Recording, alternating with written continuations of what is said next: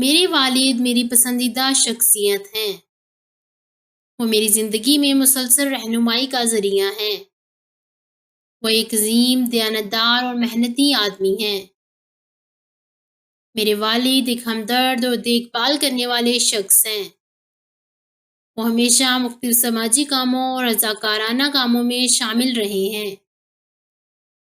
وہ ہمیشہ ضرورت مندوں کی مدد کرتے ہیں۔ میرے والد میرے ہیرو ہیں۔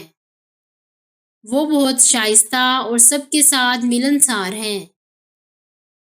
وہ ہمیشہ میری مدد کے لیے تیار رہتے ہیں۔ میں ان سے بہت پیار کرتا ہوں۔